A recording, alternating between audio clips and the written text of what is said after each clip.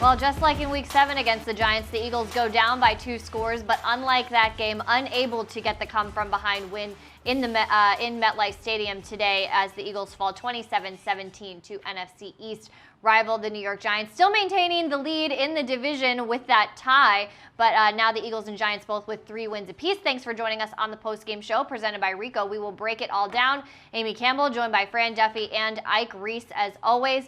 Fran, I'll start with you. Plenty to talk about here. Not the outcome the Eagles were hoping for today. It is tough to beat a team twice, especially in such a short amount of time. It's tough to beat a team twice. It's tough to beat a team when you don't convert on third down. And to me, like situational football, a huge problem for the Eagles today. We'll talk about it, but third down, red zone was not great. Special teams was not great. The starting field position was not great. It was tough sledding for the Eagles in this game. Yeah, Eagles 0 for 9 on third down. That is only the second time since 1991 when that was a stat that they started tracking that the Eagles have done that in an entire football game. Ike, let's go big picture, broad brushstrokes here before we start breaking down the specifics. Just kind of big picture thoughts on this one. Yeah, just disappointing, Amy and Fran. I mean, coming out of the bye week, I thought the majority of the buzz around the town, around the team was positive, and people were excited to see what this team was going to look like to start off the second half of the season. You know, you're going to get Goddard back today. You got Miles Sanders back today. It's probably the best offensive line they've had from a collective and personnel being available throughout the season. This was probably going to be their best line. And you wanted to see a little bit more from the offense today, from an explosive standpoint, from a creative standpoint, and really from a consistency standpoint when you talk about on third down. But the first thing that sort of stands out to me is I just didn't think the defense set the tone in a positive way today. You know, the first couple of drives the Giants had, they seemed to be able to move up and down the field at will. And before you know it, it was 14-3. And I think from that point on, you're playing from behind the 8 ball. And I just thought the Eagles never could get over that hill. The Giants hit them in the mouth early, and the Eagles never recovered. Let's now bring in the Eagles insider, Dave Spadaro. Dave, we talked about it all day before the game, the turnover battle, the turnover differential. 2 teams plagued by turnovers, not a single turnover in this game. The Eagles offense doesn't give it away, but the defense doesn't take it away either. Let's get your big picture thoughts on this one. Really echoing what everybody has said. I mean, the defense came out and gave up an 85-yard touchdown drive, a 75-yard touchdown drive, didn't have answers for the read option. The offense not converting on third down, really having no explosive plays. Didn't get Travis Fulgham involved in the game. I think for the first time we saw Travis not come up with these spectacular catches. He had the one over the middle behind him, tough catch, but, you know, certainly would have liked to have made that. Miles Sanders, a couple of drops as well in the pass game. You know, Carson had some protection, but, you know, again, low snaps from Jason Kelce. Just not a crisp performance that you would expect from a team coming off the bye week. No involvement from Alshon Jeffrey. Just a terrible field position early in the game, actually throughout the game. You can't win football games like that. You know, one thing that really bothers me, and it's continued to bother me with this defense, is Eagles score, come out of the second half and go on the touchdown drive, the great play from Boston Scott, and then the defense gives up a touchdown drive. And, you know, this team just does not sustain momentum. And we had a chance here to basically clinch the NFC East. That's what it felt like. You know, I was looking at the score of Detroit and Washington. I don't know how that turned out, but you felt like, wow, if the Eagles can win this game, what an advantage in the NFC East going into this 5-game stretch with plus 500 teams. But the Eagles just couldn't get ahead, just couldn't sustain any momentum, and a very, very disappointing loss after 8 straight wins in the series. And Dave, you covered a lot there, and a lot of it spot on. My question for you, just kind of bringing it back to Carson Wentz. Obviously, a lot of discussion about Carson coming into the week. I didn't feel like this was necessarily a bad game for Carson. Obviously, a lot of big plays made, and that will go on him. But you mentioned some of the drops, some of the issues in protection, especially on third down. What were your overall impressions of number 11 here today? Yeah, didn't do nothing special. Missed some throws high. I thought that the difference in this game would be Carson Wentz against Daniel Jones. Didn't, and actually that turned out to be the case because Jones made big plays with his legs. Carson did not. And again, some low snaps from Kelsey. Maybe one or two of them could have been caught. Who knows? But just something that you thought would get cleaned up coming into the second half of the regular season. But in every phase, the Eagles just not sharp. The penalties today, 9 penalties, 2 false starts from wide receivers. Return game, 2 penalties on kickoff returns. This is something that playoff teams do not do in game number 9. Yeah, Dave, for me, I think the 2 biggest things that stood out to me, obviously the offense, you would like to see a little bit more from them from a creative or explosive standpoint. But you just mentioned pre-snap penalties, self-inflicted wounds, and then the defense seemingly being on their heels for the most part today as opposed to being aggressive and attacking. You really think that Daniel Jones and his ability to run the ball really sort of put the Eagles on their heels today? They just didn't seem like they played where they were sort of dictating the tempo or dictating plays. It seemed like they were sort of reacting to what the Giants were doing today. Yeah, I think the Eagles early on didn't do a good job against that read option. Then they made some adjustments, and then it got them again late in the game. And I felt like there were too many times during the course of the game where you saw Eagles defensive players getting run over by Giants players. I just didn't see the physical nature that I wanted to see from the Eagles. I wanted to see Darius Slay step up and make a big play, or Fletcher Cox step up, make a big play. Somebody make a big play. Take the football away from the New York Giants, and it didn't happen. Just nothing to seize and sustain momentum against a Giants team that has improved quite a bit. The Eagles knew what kind of football team this Giants team was. They escaped with a victory at Lincoln Financial Field a few weeks ago. Today, the Giants were just a better football team. Dave, I want to touch on field position. I know we're going to break that down, but I know this is something that you bring up a lot in your stories and in your podcast. Field position is always something that you kind of have an eye on. Absolutely went in the Giants' favor today. Their punting game was incredible, and then they started in a really good spot multiple times. How much did you see that play a factor today? Yeah, no doubt, Amy. Big factor. Eagles tried to get Jalen Reagor involved in the punt return game. I thought at least one of them he could have caught.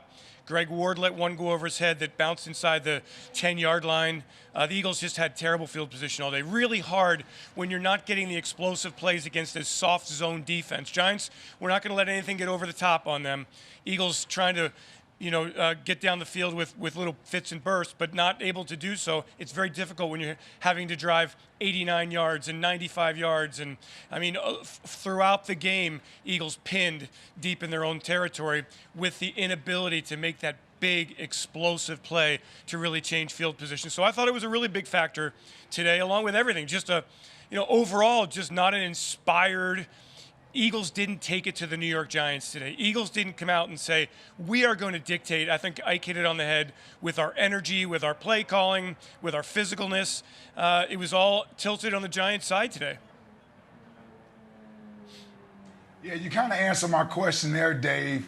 I was going to ask about the lack of explosive plays offensively, even attempting some balls down the field. I know we had the one deep ball to Travis Fulgham and the one deep ball to Jalen Reagor, but other than that, everything was underneath.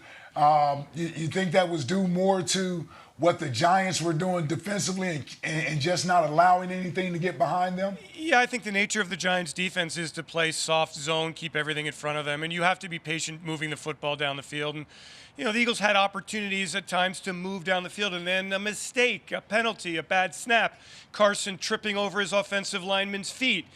These things kill drives. This is what we've seen all season, an offense that just hasn't been able to sustain anything for 60 minutes. I thought today, I thought today we would see the best of the Philadelphia Eagles. Coming out of the bye week, healthy team, getting Lane back. Alshon gives you a jolt. Didn't happen. I know Doug tried to wake it up with, the 2-point conversions, and it just didn't happen for this football team. And then the defense could not get stops when they had to. And, So you go away really disappointed with a 3-5-1 record and a tough game next week against the Cleveland Browns, the first of 5 games against teams with plus 500 records. We'll see if the Eagles can raise their play to the level of the competition and surprise a lot of people here, because it's going to be tough sledding here for the next 5 weeks. Yeah, absolutely. A tough stretch ahead. Dave, as always, we appreciate the insight. We will catch up with you later. All right, guys. Thanks. All right, Fran, I want to come to you with this because I know the field position was something that really stood out to you as well. What were your thoughts on just how much of a factor that was in this game? I mean, really, this game, if you look at this big picture, just take a step back and say, oh, why did the Eagles struggle offensively in this game? Why didn't we see a lot of points on the scoreboard? And I think, first of all, you look at the field position battle. They did not once start a drive past their own 25-yard line, pass a touchback on a kickoff, right? So you look at that and say, okay, all right, you have to maintain drives, you have to sustain drives, but then you go over on third down, right? So any points that you were able to get, they did get 1 touchdown off of one of those long drives, but you had to do that without making any kind of conversions on third down. That is really difficult to do. And if you just look at third down, it's not like it was one set theme. I mean, you look and it was like, all right, you had incompletions on deep shot plays. There was an incompletion on a rub route. Carson Wentz tripping over an offensive lineman's foot. There was the sack on third down late. All these little things, as Dave kind of mentioned, some of those plays are. It's a kind of a whole wide array of different issues why they didn't have success on third down. But then you look on the other side, the Giants had 4 drives that started past their own 25-yard line. So that change in field position, that's big, right? And then ultimately when you can't then succeed on third down, that's a recipe for a lot of bad offensive play overall. And that's why you're not able to put a lot of points on the board. Yeah, and the Giants punter, a 71-yard punt. That's the second longest punt in the entire NFL this season, also making it tough for Philadelphia. All right, Ike, let's get into your takeaways. I know we've touched on some of them, but let's dive in a little bit deeper here. Yeah, my first one is coming out of the bye week, Amy and Fran. I just expected to see a team that plays with a lot of energy, rejuvenated, a new lease on life. With the second half of the season here, and you're getting players back. And I just didn't see that today. And, for a defense that's really had to struggle to really keep this team in games while the offense sort of works its way through its issues, as a defensive player, I would have been excited to know that the offense was getting so many players back, and that would make me want to get them the ball as many times as possible. And I just thought, collectively, not just the defense, but I thought they set the tone, but the offense as well. And then I'll throw in the third phase of the game also, the special teams. This team just didn't come out with the type of energy and attention to detail with having a week off and an extra week of preparation. They just didn't play that way today. If anything, they played somewhat lethargic and with a lack of concentration. When you had the type of penalties pre-snap that they've had offensively and defensively today, that's due to a lack of concentration. And that's what was surprising and disheartening watching the team today. And that's the first thing that stood out to me, is that I expected this team to be a lot sharper and locked into the game and playing with a lot of energy today. And it just didn't look like that from where I was sitting. Well, and you make a great point there, because this week, the message around here was that people were feeling fresh. They were feeling good. They felt like there was going to be a clean slate after the bye week, and even came in during the bye week to get some extra looks at the film and do a deeper dive, to do some serious self-scouting and using that time off to get to work. Fran, were you surprised by just like that lack of heart that Ike talked about? Yeah, I think ultimately, look, it comes down to execution, and there was all these, if one play changes on one drive, you're able to keep that going, and that leads to points, and maybe we're having a little bit of a different discussion, and this isn't talked about, but ultimately, this team just did not execute at a level that they needed to get a win today against a division rival coming out of a bye. First place in the division. You're looking to extend that lead. As Dave mentioned earlier, you would really have a little bit of a stranglehold on the NFC East if you come out of today with a W. Unfortunately, that's not the case, and now it's going to be up in the air here moving forward over the next few weeks. Well, and look, it was a Giants team that was 2-7 coming into today, but we heard from everybody in this building and really kind of around the league that this is a team that's much better than their record, for what that's worth. I kind of don't love that expression because you are what your record is in the NFL, but this is a Giants team that's improving every single week, and they are playing focused, they are playing tough, and they're in a bit of a rebuilding process, but they are showing that drive and that focus, especially with that new head coach. Ike, what else stood out to you? Well, I thought the defense needed to really set the tone today. And while the offense certainly got players back, and there are some familiar faces, as it is with any offense, you need time out there on the field. You need time to be cohesive and start clicking on all cylinders. And for that to happen, I thought the defense needed to come out and sort of set the tone until the offense can sort of get themselves going today. And the defense, the first two drives of the game really put this team behind the eight ball. The fact that the Giants go up 14-3 before you know it, and they're able to put together 80-plus yard drives to go in for touchdowns, another Daniel Jones run in for a touchdown. I thought you needed a little more from the defense today, and we just didn't get that. And the offense was never able to have anything sustained out there due to the lack of being able to convert on third down. It was just, to me, a game where it seemed like the team didn't arrive to play until the second half of the game. Well, look, the Eagles start out the first play, second play of the game, a Derek Barnett sack, and then that, of course, was the touchdown drive, Daniel Jones into the end zone, which I think probably gave some Eagles fans a little bit of a tense feeling after what we saw a few weeks ago with that big 80-yard run from Daniel Jones. And then you mentioned very quickly, the Giants are up 14-3. 2 minutes into the second quarter, and already with 94 rushing yards at that point on the Eagles. Now, when we look at the box score, the similarities are pretty close. Statistically, the total yards are pretty close. The rushing yards are pretty close. Neither team turned it over. Both quarterbacks were sacked 3 times. So pretty close there. But I think when you look at those third down numbers, those penalties, the field position, the stuff we've talked about, that's the kind of stuff that adds up to make the difference. Here we've got even time of possession. The Eagles 28 minutes to the Giants 31, both rushing in the 150s. The Giants a little bit more in the passing game, but very comparable, not enough to really circle anything there. Fran, let's get back to Ike's point about the defense. Any thoughts from you on all of that? I want to go back to something Dave said earlier. It was that drive early in the third quarter. That was the one that I felt like kind of takes the wind out of the sails, right? Because the offense comes out of the locker room. You're able to get a score, on the opening drive of the third quarter. And then what happens? The defense comes out and they give up that drive, and it was in really quick succession, right? You had the deep ball to Shepard, then you had the deep ball to Tate on the other side of the field, and then they're able to run it in. They're pounding it in from there. So I think really that drive just kind of that's the one that's a little bit deflating, not just for the defense, but for the entire team. After the offense comes out and they say, all right, we're ready to go, and then the defense gives up that drive. It's tough to bounce back from that.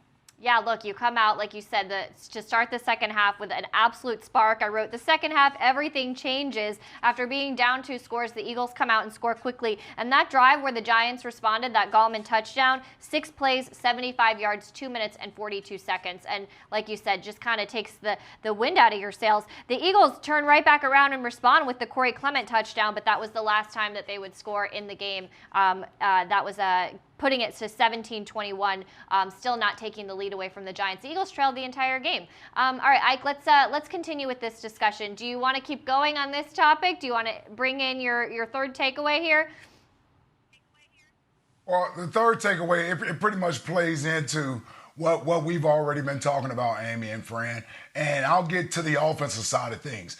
Just not being able to convert on third down to extend those drives. There were times where the Eagles would pick up a first down here or there, and then you get around midfield and you say, man, seems like they got something good going, and then they can't convert a third down to extend those drives. The play that sticks out of my mind is obviously, you get a third and short, and Carson is either stepped on or he's tripping coming out of the pocket, and Doug is forced to punt the ball there as opposed to using that as an opportunity to get points, where that was a drive where they were moving the ball, got it around midfield, but couldn't convert on third down due to their own ineffectiveness, stumbling out of the pocket as the quarterback. And when the Eagles' defenses are struggling like they were at times today, you're going to need your offense to extend some drives and pick up some first downs and keep that Giants defense out there on the field. I just thought it was just un-Eagle-like of this offense to not be able to pick up any of these third downs today. And I thought if they were able to pick up maybe just 35% of those, 3 or 4 of those third downs, this is a totally different ball game. They're in position to actually put more points on the board, either get in field goal range or possibly extend the drive. It's hard to win a game in the NFL when you go over on third down. It's almost unheard of to win a football game when you don't convert any third downs. Ike, like you said, very un-Eagle-like, so much, in fact, that, as I mentioned earlier, that's only happened one other time since 1991, since they've been tracking the statistic. Fran, do you want to touch on the third down numbers and just how tough that makes it for a team to win, for the offense and for the defense, when you're not able to convert on third? Yeah, I mean, it's tough to just, whether it's offense or defense, if you don't win on third down, there's a reason why coaching staffs place the importance that they do on that down. It's the money down for a reason. And it's usually you would say, oh, man, they didn't perform well on third down. That's because first and second down wasn't that good. But even just looking at the first few drives, 3rd and 1, incomplete. 3rd and 3, incomplete. 3rd and 1, Wentz falls down. 3rd and 4, incomplete. 3rd and 11, 3rd and 14, and I'm going through the rest of the second half here, and there are some longer ones in there. But you even had those 3rd and shorts, those 3rd and mediums, where, again, for a variety of reasons, just were not converted. They were not able to sustain those drives. And again, those are drive killers. Literally, by definition, those end drives. And that's one of those things that if you have too many of those, it's tough to find success. One thing I think we should do is maybe take a look at a couple of bright spots here. And I think Miles Sanders was absolutely a bright spot coming back. Led the team in rushing yards, 15 carries for 85 yards, averaging 5.7 yards per carry. But what he did to extend drives, how difficult he was to tackle, almost never went down on first contact, second contact. He extended a lot of those plays that looked like they were going to get blown up pretty quickly. Ike, I thought he was a really big difference maker today, and we saw a lot of what makes him so special. Yeah, it was great to see Miles out there running around. Still looks explosive, able to get to that second level of the defense, make guys miss. Had a couple runs there that had he made just one more player miss, he may have had some big gains, some even bigger gains in this game today. It was great to see Miles out there. Offensive line, I thought they did a great job of blocking in the run game today. I thought Doug mixed it up pretty good in the run game. Didn't overuse Miles, for Miles to be able to get 15 carries, a couple other attempts at touches through the passing game. That's sort of around where I thought he was going to be at, 15 to 20. It was great. 85 yards rushing. Would have been nice to see him get in the end zone for my fantasy team. But other than that, it was great to have number 26 running the football again. He and Boston Scott, that 1-2 punch, was nice to see out there today. Well, and Boston Scott continues to make his biggest plays against the New York Giants. He had a touchdown today, 56-yarder, and now has six out of his 7 career touchdowns are against the New York Giants, which I just think is just such a great story. And then Corey Clement with a touchdown today. So 2 Eagles rushing touchdowns. The rushing offense, 23 attempts, 156 yards, 2 rushing touchdowns. Fran, anything stand out to you from the running game? We have Miles Sanders, we have Boston Scott, and we have Corey Clement with a touchdown as well. Yeah, I thought that Miles ran the ball well today, which was good. I thought, honestly, of all the games, and I'm saying this without having studied the film yet, I thought that this was his best game. I thought he was at his best. He looked the most consistent. There weren't a lot where I thought he was kind of dancing, approaching the line of scrimmage. He looked decisive today. They ran some of their quick-hitting trap plays and wham plays, and I thought he was really decisive and really hit the hole hard. He broke off a couple big runs as well, 10-plus yard runs, and you'll take that every single time you can get it. I'd like to be able to see him and Carson hook up in the passing game. We still, just for a lot of reasons, right? We saw a tipped pass in the line of scrimmage. We saw Miles Sanders drop. We saw a little bit of an overthrow. So different reasons why. They just haven't been able to connect yet. in the passing game. But good to see Miles come back and look as good as he did carrying the rock. Yeah, and against one of the best rushing defenses in the NFL as well. I think Eagles fans, of course, a lot to look forward to with him always, and just so exciting when he's on the field. Ike, let's continue with the offense. Let's talk. You mentioned the offensive line play. We talked a little bit about the running game. Let's talk about Carson Wentz. What did you think about his performance today? I thought Carson played a nice, controlled game. You know, Amy and Fran, when fans and media alike complain about Carson trying to extend plays or looking for the big play or looking for the home run play to his detriment, they've been right at times in the past. But you also recognize today, those plays are what makes him special. And I say that about today's game because that's what was missing from today's game. That's what was missing from today's game. He did exactly what the offense called for. He didn't force any throws. He took what the defense was giving him. He got the ball out of his hands quick. There were some protection breakdowns at times, but I didn't think he tried to force anything. I thought he played a nice, calm and collective game today where he allowed the game to come to him. Even from the running game standpoint, he allowed that to happen. And you saw that he played a clean game. Listen, he's going to miss a throw or two every game. That's just going to happen. Every quarterback has that to where they're a little high, a little bit too far on the outside.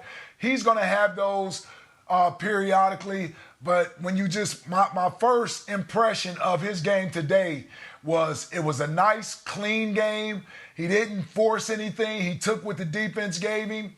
But it also says to me, that's what was missing from today's game, was that special play. So it's a yin and a yang, and I thought he did a good job of just letting the game come to him, and therefore he had his first game of the season where he didn't turn the ball over. Right, that's kind of that balance that he keeps talking about, trying to just walk that fine line, and that he's going to be walking that fine line throughout his career. That is what you get with Carson Wentz. Fran, I know you're going to want to get into the film, but just initial thoughts about Carson Wentz and what he did today. Yeah, just to kind of bounce off what Ike said and making that point, I actually got it. It was after one of those failed third down attempts. It was a third and long, I think 3rd and 11, and Carson threw the ball to Greg Ward short right at the line of scrimmage. And I'd actually gotten a text from somebody saying, "Oh, what was that? Why were they doing this? What was the goal of that play?" And it's like, well, look, you can't say you want him to take the check down and take what the defense gives you, and then when that kind of play happens, be upset that he threw short of the sticks, right? You can't have it both ways, and I think that's an example of exactly what Ike was talking about there. Look, Carson made some big-time throws today. There was the one rolling. There was a couple rolling to his left. There was some when he was on the move to his right. He made some great throws that were also dropped as well. You know, look, it was not the offense's day today. They did not perform, we'll say it until we're blue in the face. Not performing on third down, that limits your opportunities to put the football in the paint, and that's really the big issue from today. All right, I want to get into another bright spot for me today. I could not get through this entire postgame show without mentioning Fletcher Cox, the toughness of this guy too. I don't know what kind of shoulder injury it was, but it did not look good. You saw him getting basically adjusted there on the sideline, not even in the medical tent because he does not even care, getting adjusted on the sideline. All right, I will get back to that a little bit later, but we are going to check in now at the podium. Hey, Coach, thanks for taking the time. We'll get started here with Bo Wolf and then John McMullen. Hey, Doug, how did things come together with the offensive line, the way you guys lined up this week? What was it that had, Opeta at left guard and Pryor at right guard? Yeah, we just felt that was the best five. Herbie did sustain a little hand issue during the week of practice, and, just wanted to make sure that he was fine. But, Opeta, had really stepped in and did nice during the week of practice. And, I felt comfortable, putting him in there. And Stout and I had conversations on that, and that was our five. John and then Jeff McLean. Hey, Doug. Third down was an issue this afternoon. You didn't convert one. I think 0 for 9. Was there any theme to that? Did you sense anything going on? Yeah, too many third and longs. It's hard to overcome. We got to do better on first and second down. Too many third and longs. Jeff, and then Kristen Rogers. Doug, what went into the decision to go for it on 4th and 10 with just under 5 minutes left? Did you consider a field goal, punting, and then why did you ultimately go with that play call, the pass to Jalen Rager? The decision not to kick it, obviously, a little bit too far, lengthy kick into the wind. It would have been a long one there, but. On the play, I mean, it's obviously part of the progression, and thought we had an opportunity there, to make a play. I just got to look at the tape and see, because it is part of the progression, but it's also based on the decision of the quarterback to go there too. So I just got to look at the film and take a look. Kristen and Dave Zangaro. Hey, Doug, how did you feel like your guys were energy-wise? It was essentially 2 weeks, to prepare for this game coming off the bye week. But, in past years, it seems like maybe the energy hasn't been there coming out of bye weeks with you guys. Yeah, I mean, I felt like the guys were ready to go. I'm obviously disappointed that, and it's on me, that we play the way we did today, quite honestly. But I felt the energy was good. It's difficult, obviously, without the fans, but that's both teams have to deal with it, and can't make excuses for it. But we've got to stop shooting ourselves in the foot. That's the bottom line. All three phases had a hand in this loss today with the penalties, and not good enough. Steve and then Nick Fierro. Doug, you just said it's on you. What happened? I mean, how can you explain the team coming out and playing the way they did early like that? It's hard to explain, because you go into the game feeling really good. Guys, we're getting some guys back. Guys feel fresh and ready, and had a good week of preparation, and listen. It came down to execution. It came down to some decision making on my part. I mean, we all had a hand in this one, and it had nothing to do with effort, intensity. Had nothing to do with that. Nick and Chris Franklin. Hi, Doug. You mentioned the penalties earlier, and that had a lot to do, obviously, with the 3rd and longs. You were in the intensive protocol this week. Your meetings were different. Do you think that might have had anything to do with your preparation? No. Chris and then Tim McManus. Doug, you guys had Alshon Jeffrey returning this week. How would you assess the way he looked like he was in there for a good considerable number of snaps? How would you say he played today? Yeah, I got to take a look at the film, but I thought there were some good things that he did. To get him back. It was exciting to get him back in the game and get him back on the field, and something we continue to build on with him as we go.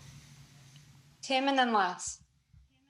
Doug, you guys decided to go for 2 when you were down 4 after the Corey Clement touchdown. Can you just take us through that decision making and explain the rationale? Yeah, I mean, the decision making there was just to obviously, trust my guys upstairs, and we had just converted one before, and felt good with the play call and everything, you go for it and you make it, then a field goal can win the game for you later on in the 4th quarter or whatever. At least it gives you an opportunity now to know exactly what what you need to do to win the game. Les and then Zach Berman. Hey, Doug. The way the team started out, what can you do about that? Why? What happens? You guys have been down so much early, double digits. I think maybe like 6 of the first 9 games. How can you avoid that? What do you have to do differently? Les, I think it takes everybody. I think it takes intensity in practice. I think it takes everybody being on the same page. I think there's a work ethic that it's a pride thing. I think with the guys to just as a team, to just say enough's enough, and you know, we can't. Listen. I know we've been plagued with a lot of injuries, and you know, it's been a part of our season so far. But there's still a lot of pride left in that locker room, and guys are mad. Guys are upset. I'm mad. You know that you know, we lost this game today, but we got, you know, a great opportunity next week to get it fixed. We have time for 2 more, so we'll go Zach and then Ed Kratz. Hey, Doug, as a follow-up on the third down question, and it follows up on Les's question too, you mentioned third and longs, but your first 3 third downs, I believe, were 3rd and 1, 3rd and 3, 3rd and 1. How do you look at that to start the game, and what need to be and what need to be better in those situations? We just need to execute a little bit better in those situations, and again, you know, honestly, you know, I hate to keep using this phrase, but I got to take a look at it and see. I could probably answer the question better for you tomorrow to see if there was any breakdown in execution or whatever it is. But you know, you're right. You get in those situations, you need to convert. Go ahead, Ed. Hey, Doug. Without looking at the tape, how do you think Carson played today? Your assessment of him just coming out of the game. I thought he played. I thought he played okay. Played good. I mean, there's, you know, obviously there were some throws that you know, we'd like to get back from the standpoint of just accuracy. He managed the game in the run game really well. Put us in some really good situations. Hung tough. You know, did what he's capable of doing. We just have to, you know, continue to work with him. We got to continue to work with our young skill guys to get on the same page, because, you know, everything matters when you get in the games. It's all magnified, and but I thought overall he played well. Thanks, Coach. All right, that's head coach Doug Pederson, clearly disappointed about his team's loss today.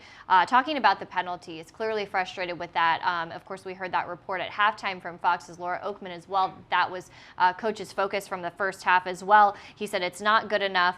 We all had a hand in this one, taking responsibility for himself as well as the rest of the team, all 3 phases, and the coaches as well. Again, going back to the penalty, saying too many 3rd and longs, it was hard to overcome. Coming out of the bye week, feeling like the guys were ready, felt like the energy was good, saying we've got to stop shooting ourselves in the foot, plain and simple. It keeps coming back to that. But there's still a lot of pride in the locker room. This team is mad. He is mad. And they are going to get back to it and work to turn it around. We are waiting to hear from several other Eagles players. They will be on the podium live in the next few minutes. We are waiting to hear from quarterback Carson Wentz about his performance today. Completed 21 out of 37 passes for 56.8 completion percentage, 208 yards, no touchdowns, no interceptions, sacked 3 times as well behind the offensive line. Several guys back healthy today, including Miles Sanders, who we saw make a big impact. We saw Alshon Jeffrey on the field for the first time so far this season. Targeted 1 time, but no catches for Alshon, so we'll have to see how the coaching staff continues to work him back into the mix. Dallas Goedert, his 2nd game back from injury after missing the 4 games with the injury there. Targeted 6 times, 4 catches, 33 yards there for Dallas Goedert. And then the team's leading receiver today, tight end Richard Rodgers, caught 4 passes for 60 yards as well, for an average of 15 yards a catch. So pretty good there. Let me just count up how many. 1, 2, 3, 4, 5, 6, 7 receivers, 7 different receivers caught passes today for Carson Wentz, so spreading the ball around as well. And back, you know, big picture with the offense, pretty balanced in the run game and the passing game. Total net yards, 346, 156 rushing yards, 190 passing yards for the Eagles offense as well. As we continue to wait for Carson Wentz and continue to evaluate his performance, I'm going to check in with Fran and see if Fran wants to get back to just overall thoughts on what Coach Doug Pederson had to say today. Yeah, I mean, he went and he talked about the lack of execution, and he does want to go back and look at the film. Obviously, that's something that needs to happen before he gives his overall thoughts on the performance. But at the end of the day, we talked about a lot of the issues, right? He talked about third down multiple times in that press conference. He talked about the penalties. There were several penalties, whether you're looking at untimely false starts, a holding penalty. That's not even counting the balls on the ground, fumbled snaps. It was a rough day, right? I mean, let's not make any short of it. It was a rough day for the offense. They could not get things going, and this is what happens when you play against a formidable division rival. You're going to have a game like this. Well, and we did see them come out after halftime with that spark. We've talked about this, going right down the field and scoring.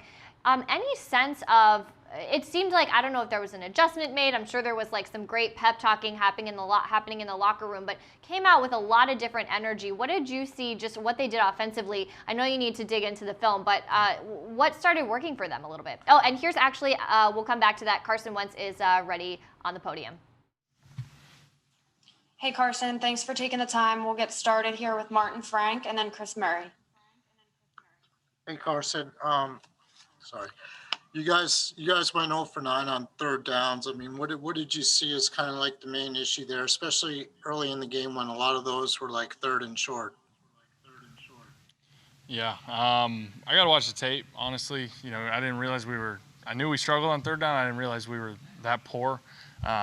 Anytime you're 0 for 9, obviously you're not doing something very well. And hats off to them. They had a good game plan. That's a good defense over there. They made it hard on us, but we definitely made it tougher on ourselves, left some plays out there, didn't execute enough. And 0 for 9 on third down is extremely frustrating. And I think that's something we pride ourselves on, is staying on the field on third down, and we didn't do it today. Chris and Mike Sealski. Yeah, Carson, can you put your finger on why the offense was kind of inconsistent today? You had some brilliant moments, but then it was just inconsistent. Can you put your finger? Was it them? Was it what you guys were doing? Yeah, it's hard to put your finger on one thing as to why we were kind of inconsistent offensively. I think we did some decent things at times throughout the game, and we struggled. I mean, for one, we didn't stay on the field. We just talked about 0 for 9 on third down makes it tough. But like I said earlier, you got to credit that defense. They definitely disguised a lot of looks and brought all sorts of different pressures and made it tough on us. And they played a great game, and we didn't do enough to win. Mike and Jeff Skaversky.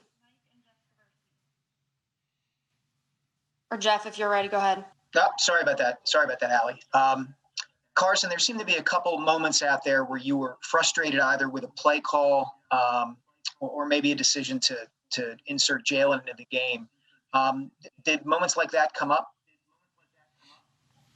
No, I don't. I think Coach called a really good game, and I felt good about it. I was just frustrated that we weren't executing. I think that defense made it tough on us today, and we got frustrated. I got frustrated just a couple 3-and-outs and not converting some situations that we knew we could have. So yeah, I get a little frustrated out there, but it had nothing to do with any of those things. Jeff Skaversky and then Paul Domowitch.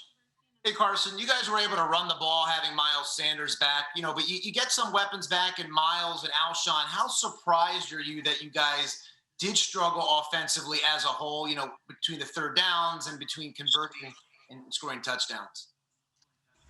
Yeah, obviously we are surprised. We don't go into a game thinking, we're going to, struggle like that and go 0 for 9 on third downs and only put up a couple points. But, I got to give a lot of credit to that defense. I thought we had a good game plan ready to go, but I've been saying it all week. That's a good defense, and we had to come out and really execute at a high level. And I think we did that at times, but we didn't do it well enough. We didn't sustain enough drives, and we left some plays out there. But they made a lot more plays than us, and we didn't deserve to win. Paul and Rob Motti.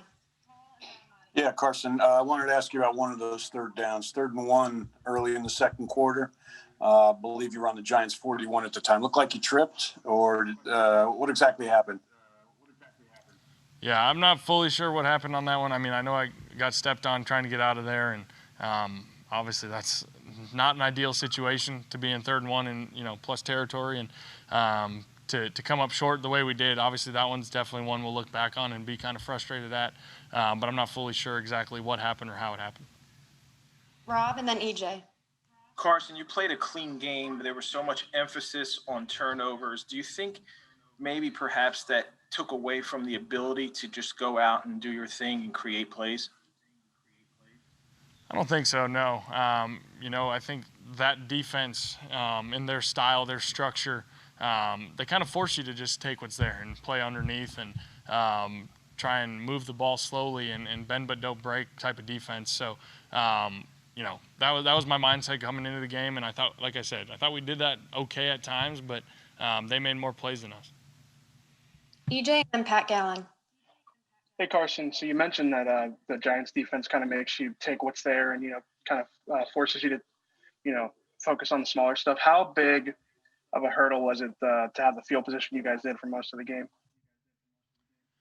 Yeah, I mean, we didn't help ourselves. I know that offensively and certain things. I mean, being backed up a lot for a handful of those drives. I mean, it's a field position game. Anytime you got two teams like that going back and forth, field position is crucial. And offensively, I don't think we moved the ball enough to help our defense out. And collectively as a team in all three phases, I mean, we just got beat and we got to be better next time.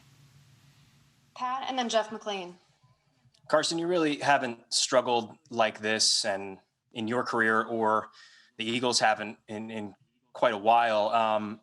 Is it difficult to shake this off? I know that you got to look to the next week, but how difficult is it becoming to shake these games off week by week? Yeah, I mean, it is frustrating.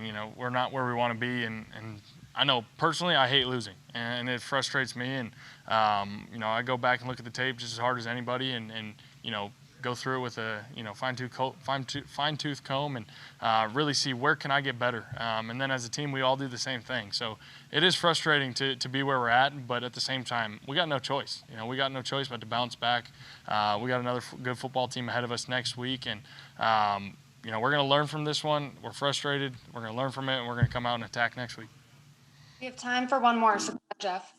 Carson, you said that the Giants play to make you kind of kill them from underneath. Was that one of the reasons why we didn't see much of John Hightower on Sunday, and then not have him out there? Does that take away that deep threat?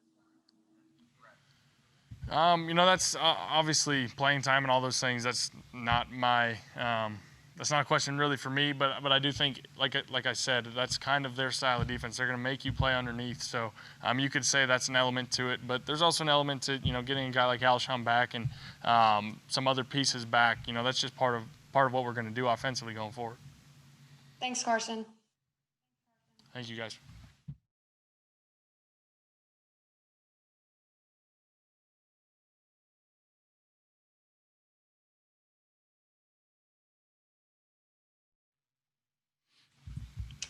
Hey, BG, thanks for taking the time. We'll get started with Dave Zangaro and John McMullen. Hey, Brendan, there was the one instance where the offense goes down the field and scores, and then pretty quickly you guys gave up a touchdown. How difficult is that to not be able to play complementary football and kind of stack good series, offense and defense together?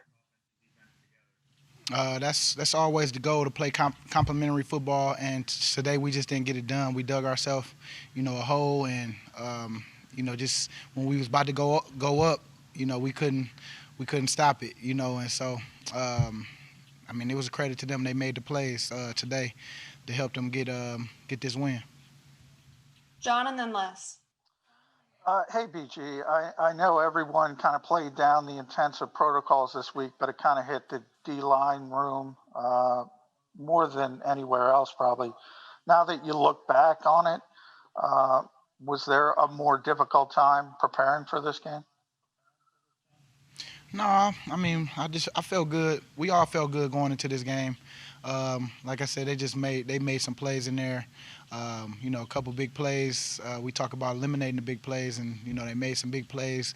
Field position was not as good as we would like it because we didn't get turnover or nothing to flip the field, and so it was just tough because we never really had good field position with them to stop them, to help us on defense. Les and then Zach. Hey, BG, their running game early just seemed to slash you guys to shreds. What were they doing up front that made that so hard to stop? Honestly, I don't know. When we get in the film, we're gonna see that it was just maybe a guy was out his gap on one. It was just like a little leaky. They was just. I mean, maybe missing tackles on a couple. We was talking about that on the sideline. We got a gang tackle. We got to get them on the ground, stuff like that. But I don't know specifically until we watch the film on what was really happening. But I think we always gonna go play hard. But it's always those little things that was creeping in, and I'm sure it's probably a guy out his gap or just like little stuff that we can correct. Zach and then Bo. Hey, Brandon, coming off the bye week in a division game when you guys are getting healthy players, you're fresher, how do you explain the way the team came out? I mean, we gave them 14 early, and we can't do that, especially on defense. I talked about, we gotta hit them, we gotta strike first. When you playing a team 2 times, it's all about who strike first and who came to play. And in the beginning, it didn't seem like we started fast and we didn't. We came back, we put ourselves back in a position to win the game, but obviously, we didn't make the plays at the end to stop the bleeding, and they ended up taking it away from us. And so it was just tough because we prepared our butt off this week, but those little things added up on us: penalties, pre-snap, offense and defense, and of course we just can't have those things, and that's what Coach talked about. We have time for one more, so go ahead, Bo. BG, you've been asked about those misdirection runs all season long. And, it seems like the quarterbacks and wide receivers have the biggest runs against you guys, not running backs. Did they do anything to surprise you with that today? Nah, we knew that was coming. Like I said, when I see the film, we're going to see what actually happened. We knew that they ran it a little different. They ran a couple things a little different, but it's all the same. Thing at the end of the day. We just might have had different responsibilities on certain things, but like I said, they came out and they played hard and they got the win. Thanks, BJ. All right.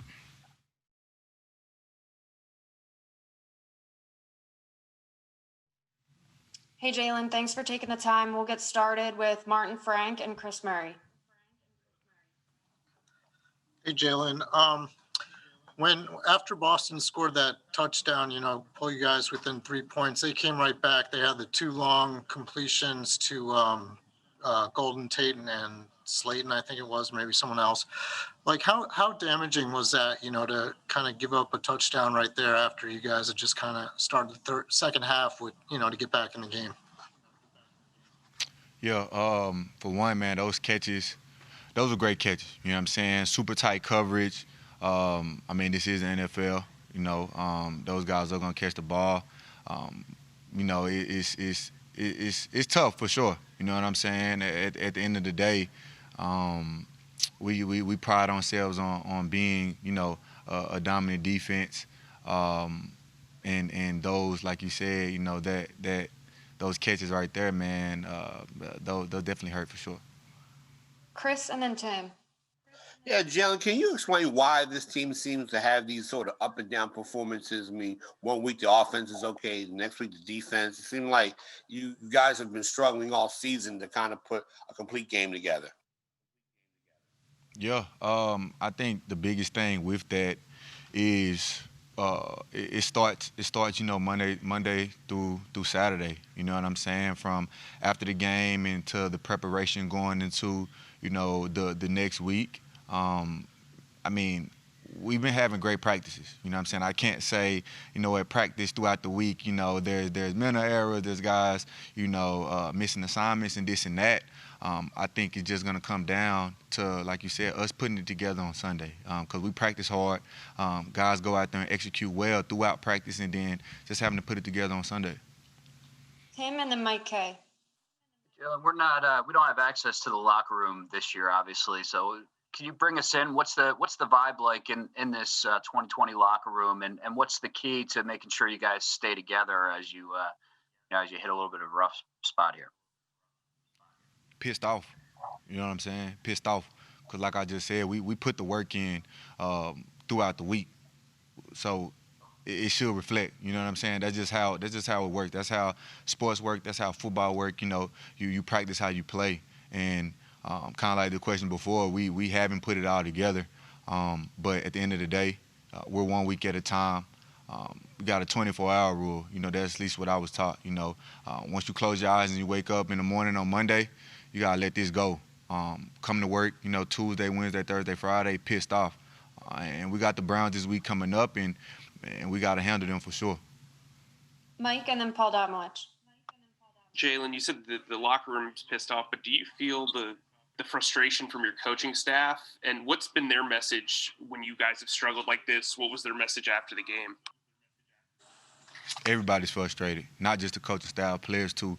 The whole building, everybody's frustrated. So it's just not one single person or one individual group. The message is though, bring your hard cap to work. That's it. It's that simple. It's self-inflicted wounds, penalties, and everything that we've got hurt on, you know, throughout these games, you know, even throughout this season, not even just this game we just played versus New York. It's been self-inflicted. So when we come to work on Wednesday, have your hard cap on. Paul and Rob Maudie. Yeah, Jalen, I wanted to ask you about their run game today. You guys have done a good job on opposing running backs.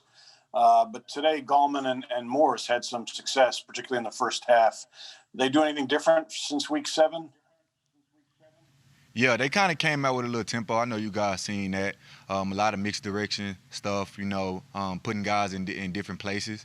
I think that was the biggest thing is the tempo and the guys coming out and moving guys all around the place. But after those first couple drives, us as a defense, I feel like we settled in pretty good, and we ended up stopping in and killing those certain runs that those guys did get those long runs on early. We have time for one more, so go ahead, Rob. Jalen, as frustrated and mad as you guys are, is there any consolation in knowing that you're still in first place in this division, or do you feel like is the talk in the locker room more about we're just not good enough right now to even think about first place?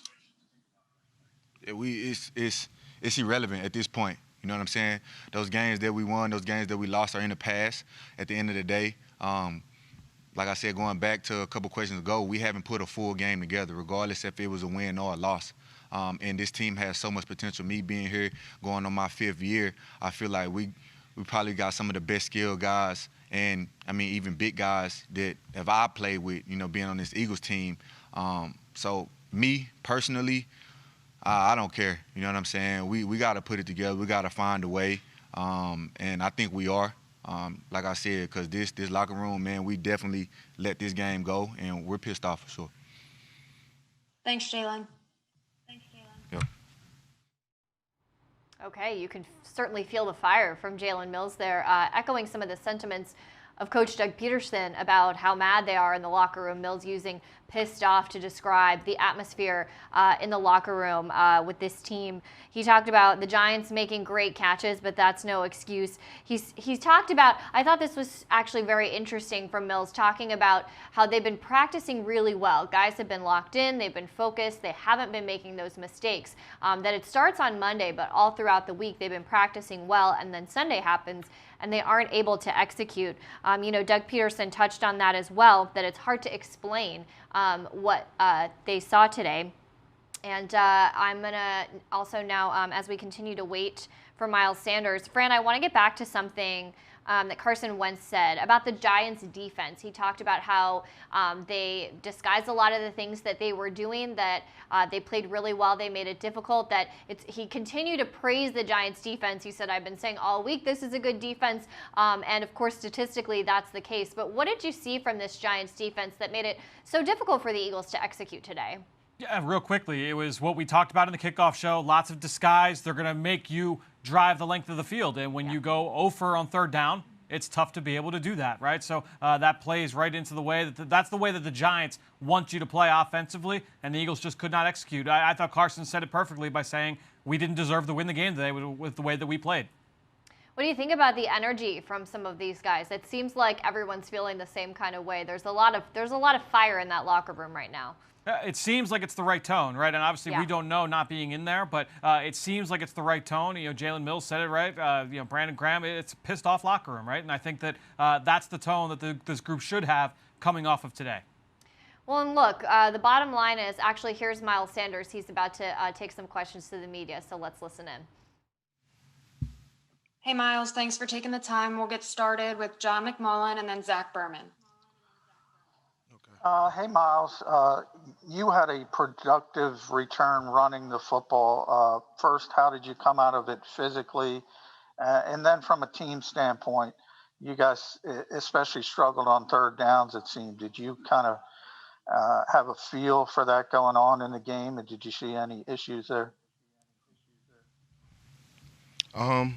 Well, first, your first question, yeah, I feel good coming out this game. My first game being back, just doing whatever I can to help the team win. You know, the other running backs, Boston and Corey, did some great things out there, so it wasn't just me.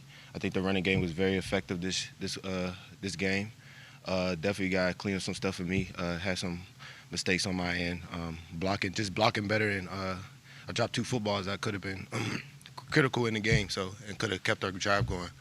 But as a team, offensively, like you said, on third down, we struggled a lot, and I think we were 0 for 9, I believe, and that's just not acceptable. It's not going to get the job done. We can't win games like that. Zach and then Martin Frank. Hey, Miles, on a day when you had 5.7 yards per carry, do you think you should be getting more than 15 carries?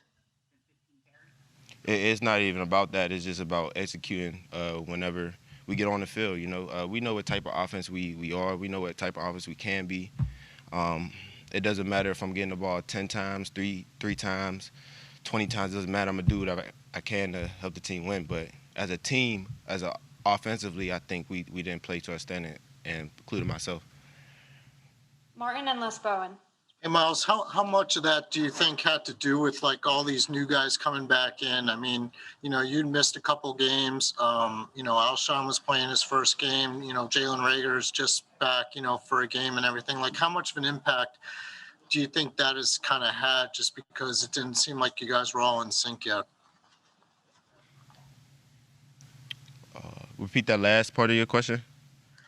I mean, it all seemed like you guys weren't quite in sync with all these guys coming back from injury and everything. I mean, did you kind of see it that way?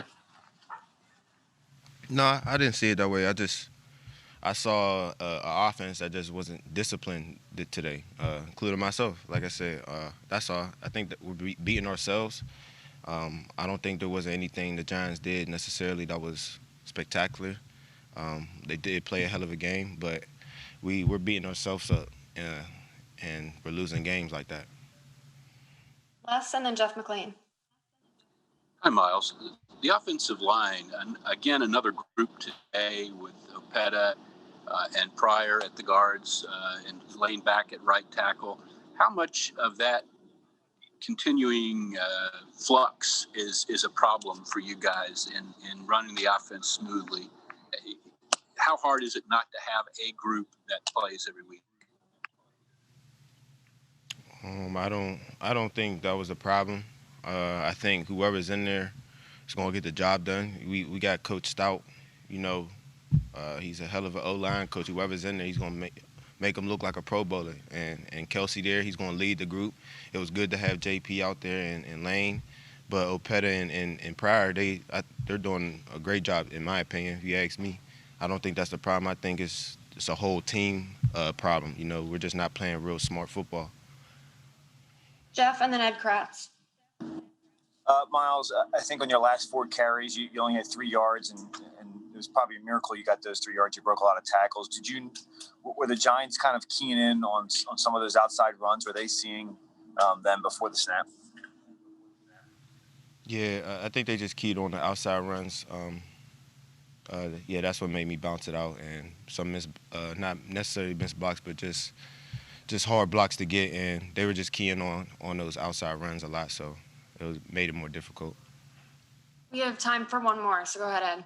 Hey, Miles. Doug was saying it's hard to explain how a team can come out of the bye, getting healthy again and put out a performance like that. How do you see it? Why do you think this performance was what it was coming out of a bye and getting players back?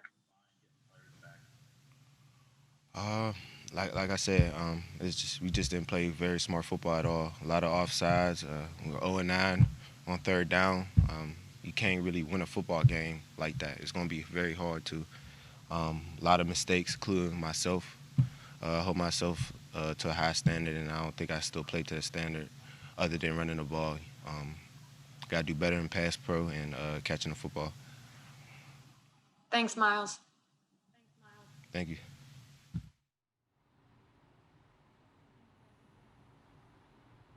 All right, that's Eagles running back Miles Sanders echoing the sentiments of his teammates and his coach, the frustration, and reiterating the message that this team believes they are better than the product they put out there today. We are going to take a quick break. On the other side, we've got the Ricoh review starring Eagles rookie Jalen Reagor, along with the nominees for the Toyota Player of the Week, and my personal favorite, the Jameson Nightcap. Stay with us.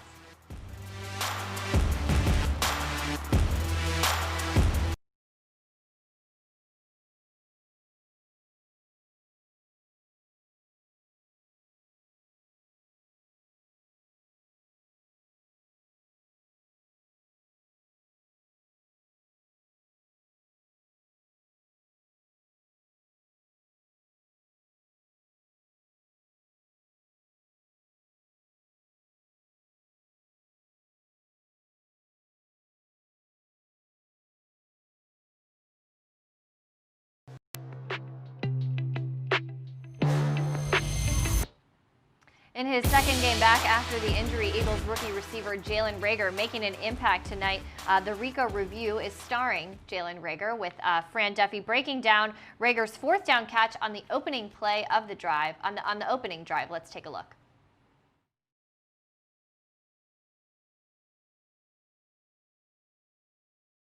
All right, well, let's take a look at one of Jalen Reagor's first catches in this game. It's going to be on 4th and 1 on the opening drive. It leads to a field goal for the Eagles offense, their only points of the first half. We're going to see here that Carson Wentz on 4th and 1 is lined up under center. And right away, alarm bells have to be going off for the Giants defense for what? Quarterback sneak, right? So if you look at this Giants defense, a lot of blue jerseys right up on the line of scrimmage. Well, the Eagles dip into their bag of tricks here on a play that has worked for them a lot over the last couple of seasons down on the goal line, because very often, and ironically enough, we've seen this play go to Alshon Jeffrey for some nice touchdowns, 2-point conversions down on the goal line, where you're going to have a couple of receivers stacked in the slot, and then you're going to have an outside receiver just slowly kind of work his way in. And then basically, this is essentially a screen pass where you're going to have 2 lead blockers out in front, and this receiver only needs to gain a couple of yards. In those old cases, it would be to get into the end zone. Here, it's just to cross the 48-yard line. And so we're going to let this play run, and you're going to see, again,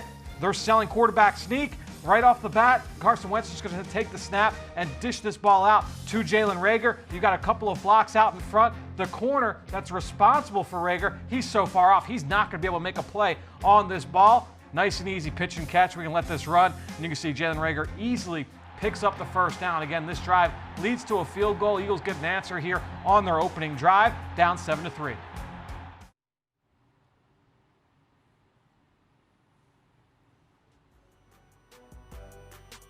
Now is your chance to vote for the Toyota Player of the Week. Go to PhiladelphiaEagles.com/Toyota Player of the Week to cast your vote and get a chance at a brand new Toyota. This week's nominees: Eagles running back Miles Sanders, fellow Eagles running back Boston Scott, and Eagles linebacker Alex Singleton. All right, guys, 3 great choices here. Singleton leading the team in tackles, 8 tackles, 15 combined, including 1 for a loss. Miles Sanders leading the team in rushing yards with 85 rushing yards on 15 carries. And then, of course, Boston Scott with the big 56-yard touchdown run against the Giants. He also added 1 catch for 11 yards. My vote here is Miles Sanders, continuing to show that he is the running back that this team can build around, that provides such a spark and continues to extend plays and extend drives. So that's my pick. Fran, where are you going here? See, it's a tough one. I could go with either running back here. Yeah. I thought Miles had his best game of the season today, but I think I got to go with the giant killer here. I'm going to go with Boston Scott, the 56-yard touchdown run early in the second half. Obviously provided a little bit of a spark. There was kind of a sign of, all right, maybe they got things turned around here. But ultimately, I think that's where I would go. I think I would go Boston Scott. All right, Ike, are you going to pick the linebacker here, or where are you going?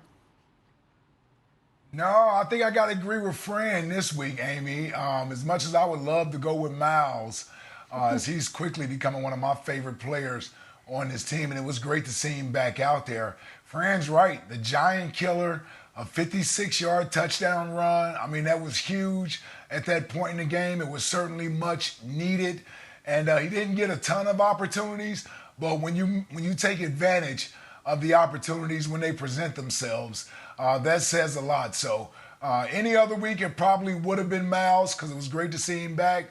But I got to go with the giant killer this week. Big touchdown run from Boston Scott. Well, providing some spark to the offense. But, Ike, I think you're providing some spark to the show. I cannot not comment on just how fly that outfit is today. You came out with your Sunday best for the postgame show. Hey, Amy, check this out. This is how sure I was they were going to win today. This is my winning. This is my winning jacket, and we don't get enough time to change our minds before we got to actually come on air. So, yeah, this is it. This is what we call a podium jacket. Yeah, this is my podium jacket tonight. He's not, Amy. He's not busting that jacket out for Eagles game plan. He's saving that for a post-game show. Yeah, this was. I could tell this was. I could tell you were feeling it today. I got to look at that off. I was like, oh, I could feeling it. All right, let's get to the Jameson nightcap. We're looking ahead to next week's opponent, Eagles on the road again at the Cleveland Browns. A Browns team. Not the Browns team you're used to seeing. This is a team that is 6-3, led by Baker Mayfield at the quarterback position, but Kevin Stefanski has them as a power running team.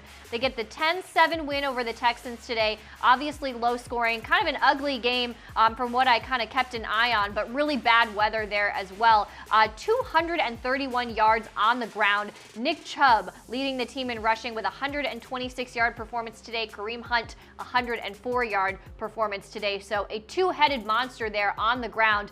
Fran, what kind of challenge is this going to be? It's run game, play action, run game, play action. That is their offense. It's very similar to, honestly, it's a very similar scheme to what the Eagles saw back in week 2 with Sean McVay and the LA Rams. It's going to be a lot of those similar things, maybe a little bit less jet sweep, but we'll be breaking it all down this week on Eagles Game Plan. Ike, what are your initial thoughts on this matchup here? Man, put your big boy pads on for next week, because all you're going to get is 9-on-7 for 60 minutes. I mean, the Cleveland Browns want to run the football. Baker Mayfield, Kevin Stefanski has done a nice job of really just making Baker a game manager. And Fran's right. They love to use the play-action pass, but everything starts with their running game. And they got Nick Chubb back today, and you saw what he was able to do, 120-plus yards. Man, it's going to be a heavy dose of Nick Chubb, Kareem Hunt next week. Bring out the neck roll and the big boy shoulder pads for next week. Ooh, yeah, a lot of talent on this offense and a lot of swagger as well there in Cleveland. It should be an interesting matchup and definitely going to be a lot of work for both teams here. Of course, we will be right back here next week to preview it all for you on the kickoff show presented by Exalta. That will be at 12:15 p.m., 45 minutes to kick off as always. And until then, have a great week. We will catch you next week.